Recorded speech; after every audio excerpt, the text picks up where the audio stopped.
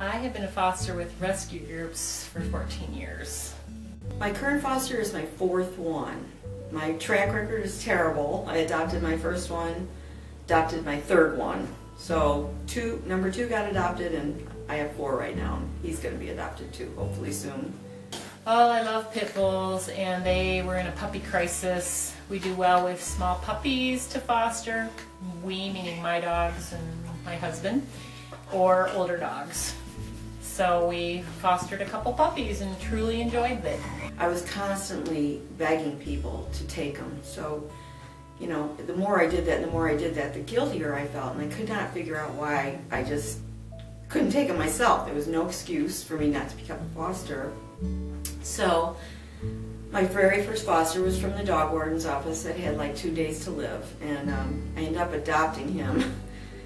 And that's how it all started. And now it just makes me feel good. It's just such a good feeling to pull a dog out of there. And all my dogs came from the dog warden's office, so I'll keep doing it if I can. Mr. Walter was found as a stray on Halloween night in inner city.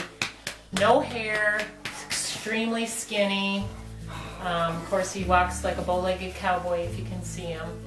And it's been at the dog warden ever since, and is on the mend now. He's got some hair growing. He still could use a few pounds, but he's very happy to be inside and get some love and attention. My current foster, Jeter. He was at the dog warden's office. His name was Lancer. He was in the end kennel, very end kennel. Didn't get a lot of people looking at him, I don't think, because he's the perfect size, he's the perfect boy, he leans on you, he loves you, he's curious, he's got these big brown eyes that I've never seen on, a dog like him, and he's just beautiful. Well, older animals are really gentle. They are actually easier to foster because they're generally well-mannered and low-key, and they just want a warm bed and a nice couch or lap to lay on.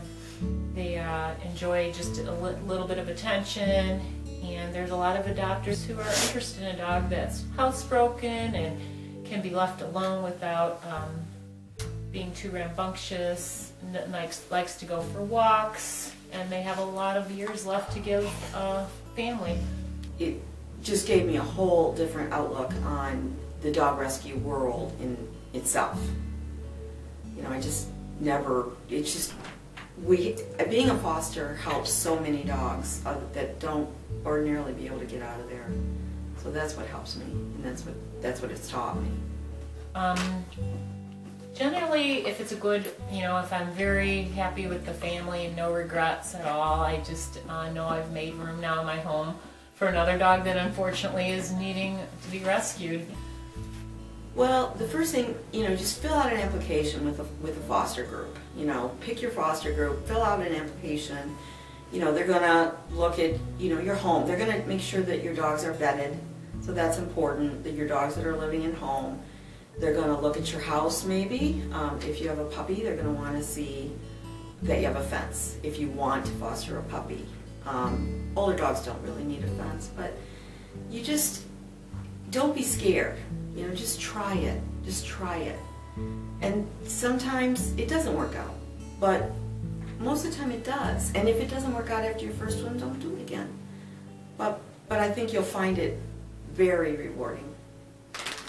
Sometimes people say, oh, I wouldn't want to give them up for adoption, but I say if you have a mindset that that dog is just in your home for a short while you give it good training and good routine in its life, that when you find a family that does it, you'll be happy. It'll be bittersweet. You'll be happy and sad, but then when you have a space in your home and then you see the next dog that's needing your help, you understand what it's all about. You can't adopt as many dogs that need saving, so this is a way you can save multiple dogs by fostering. My husband is my only family that lives in the house, and he is huge. He'll walk them, he'll feed them, he'll play with them, he'll spend time with them, he loves them, he does everything. Without him, I probably would not be able to do it, because he's just been such a big inspiration and a big hope. Long time ago, we had a dog that died, and he didn't want another dog, and he said, you know, I'm just not a dog person. That's what he told me, I'm not a dog person. Well, he is the farthest thing from not being a dog person, and he'll tell you that now himself. He loves all of them. I think seeing a dog that has been neglected or even possibly abused start to blossom and become part of your pack and learn from your dogs and your family what a good home and good people are like. And then when you have a wonderful adoptive family that is there committed to give that dog a good home for the rest of their life. Now, you know, I've heard people say that they don't want to do it because they couldn't let him go. Well, it's happened to me. I couldn't let him go. But I've also let him go. And tears were flowing in the car. But Olive, who came from the dog warden's office also, she found a fantastic home. And so I won't regret that one bit. It got her out of a kennel, it got her into a great home. And you can let him go. You can.